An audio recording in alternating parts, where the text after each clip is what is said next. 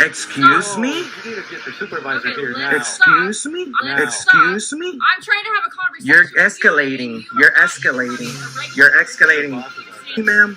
They called for some camera guys, and you should know that you should have just told them that it's, what are they doing? You should investigate. You see, this is not this is a public place. We are not in a private property. As long as we don't interfere. Law enforcement act with someone like that. What do you mean law enforcement act? Right, but you're trying to school me on my job, and I responded to a call for service where you're not even identifying yourself for them. Well, I mean, don't we have the Fourth Amendment? I haven't broken the law. That's what I'm saying. We're here working. These videos are being taxed. Okay, So and that's we have the fine, right but to be they here. asked you to identify yourself, and you didn't. That's because we'd rather choose not to, man. We don't have to discuss our day. We nicely told them we're You working. can't film over other people's Yes, we can. shoulders. We're when not. They have credentials. We- They ask you we- to step we're in not- the room and you we're- don't fucking talk over.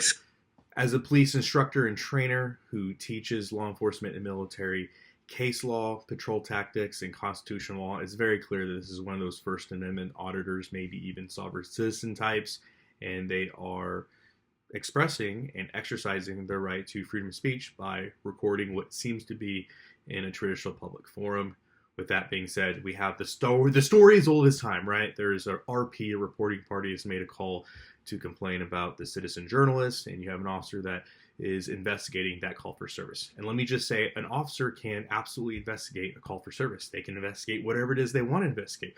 But that does not mean that based upon the fact that they have an ongoing investigation, they can compel somebody to answer questions, or they can compel somebody to give ID, or they can stop and detain somebody, and that is pursuant to in accordance with Brown v. Texas 1979.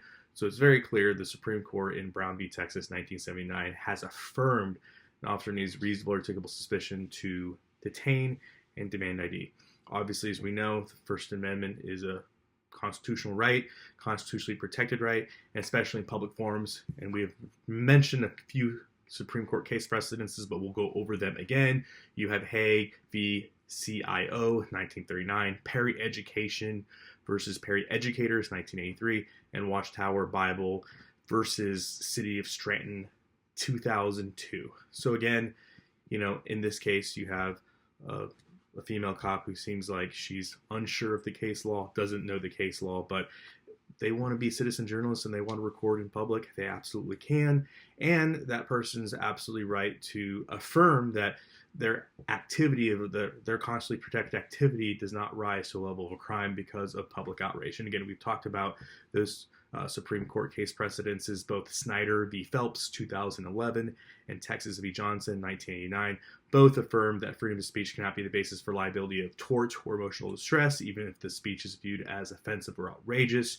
And we also see that the Supreme Court has further held and affirmed that the freedom of speech protects actions that society may find offensive, but society's outrage alone is not justification for the suppression of that speech. So again, it's evidently clear that if these individuals want to record on a public forum, they absolutely can. The officer can absolutely do investigative work and can investigate. However, the citizen journalists are not entitled or expected to help the police officer in her investigation.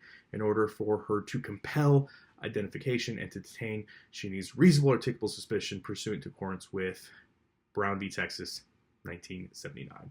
And it also, I would be remiss to say that if she does decide she's going to go hands-on and violate their rights, she can find herself in a qualified immunity issue, which again is 42 UFC 1983.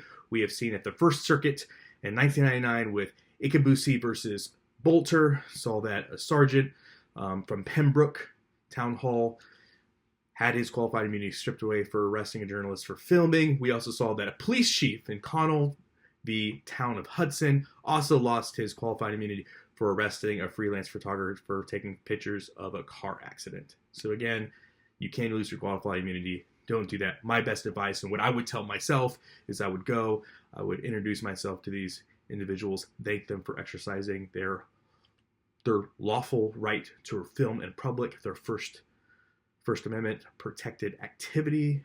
I would thank them. I would explain to them what's going on, and I would explain to the RP that the public outrage is not enough for me to take enforcement action, and then I would get back into my marked patrol vehicle. I would go back on duty and continue to serve the great people and the great community in which I am entrusted to serve and protect.